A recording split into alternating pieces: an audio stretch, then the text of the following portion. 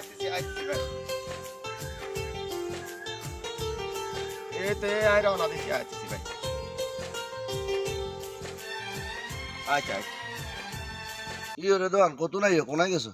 ও ভাই ও যাইতেছি একখানা কিস্তি গৌড়ে বুঝিনি সামনে ইচ্ছা দাইয়ে তো কোরবান আয় গেছে তা এর লগে কিস্তি উড়াই তো কোরবানের লগে কিস্তির লগে সম্পর্ক কি? তুই তো ব্যবসা বাণিজ্য করো না বলে ঈদে দোকানে মাল সামানা উড়াইবা, তুই কি কিস্তি দিয়ে কিনবে?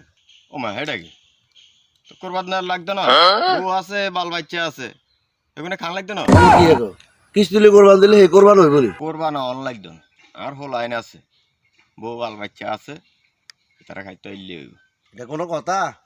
মানুষে কোরবান দেয় সোয়াবের লাই, কোরবান হয়েছে ওয়াজিব।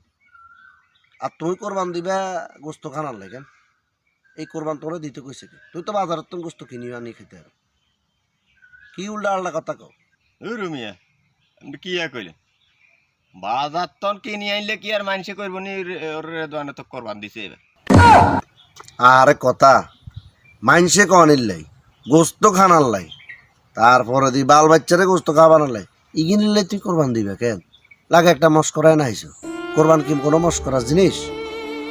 কথা শুনো, কোরবান হয়েছে ওয়াজিব, যার সামর্থ্য আছে সে কোরবান দিবে, যে তার সামর্থ্য নাই হেতার লাই আল্লাহ ভাগ করে দিছে যে কোরবানের একটা অংশ আল্লাহর হস্তে দেন নাই। তোর সামর্থ্য নাই কোরবান দিতে ইত্যে না, তোরটা আল্লাহর হস্তের নিয়ন্ত্রণ খাইবে। গোস্ত কি খানা হইতো না, কোরবানে কি কে গোস্ত না খাই থাকে? গরিব দুঃখী মেসকিন এতিম ভিখারি যত মানুষ আছে সবাই তো কোরবানে গোস্ত খায়। তো তুই কিস্তি উঠে কোরবান দিবা, এই 1 বছর পরে এই ঋণ টাইনবা, 2 দিন গোস্ত খানার লাই তুই 1 বছরের বোঝাইগা মাথাত লইবা, এটা কোনো কথা? আর এই কোরবানও তো তোর কবুল হইতো না।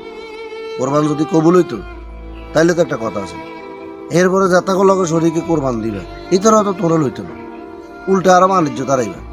এগিম বাদ দি, সোজা বাদ দিকে যাও, এই কোরবান টোরবান লাগতো না, কোরবান মাংস দিব, হিয়ান্তন তোরে মাংস দিব, এই তুই টেনশনের কিছু নেই, খামাখা এই এত বড় বোঝা মাথাত লইও না, যাও বাদ দি যাও। কথা তো ঠিক আছে আচ্ছা ঠিক আছে তাইলে বাদ দিই এবার কোরবান আল্লাহ যদি সামর্থ্য দেয় তা একটু দিয়ে